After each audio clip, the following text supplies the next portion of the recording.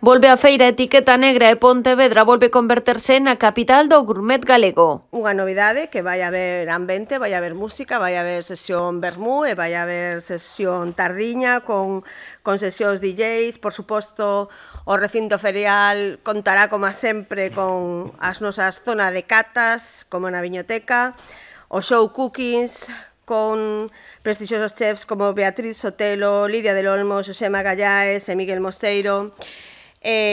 Por suposto, punto de encontro profesional. A cita estará patrocinada por Estrella Galicia. Será os días 12, 13 e 14 de novembro no recinto feiral pontevedrés.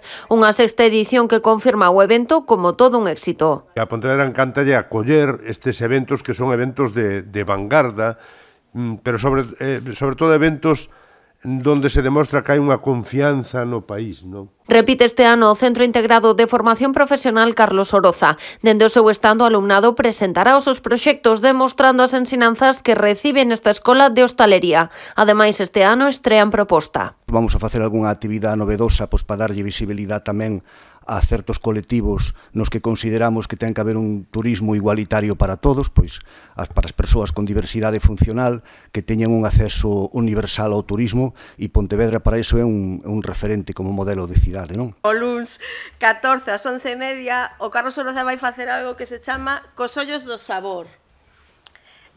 Iso significa que un máximo de 80 persoas degustarán diferentes elaboracións, pero cun elemento diferenciador, que van a ter os ollos tapados. A Deputación de Pontevedra contará tamén co seu propio stand. Será da man da Estación Fitopatolóxica do Areeiro. A Diputación vai estar cun stand propio que será o do Areeiro, que será a tetería, e este ano vai haber tanto degustación de produto seco, que serían noces, castañas e algo máis que hai, e de produto fresco, como poden ser as feixoas, os caquis, os que temos na propia Estación Fitopatolóxica. Xunto a eles, 80 produtores galegos dos que 20 se estrean en Etiqueta Negra. Haberá propostas veganas, algas, doce de leite, novos licores ou incluso uns caramelos con sabor a pemento de Padrón.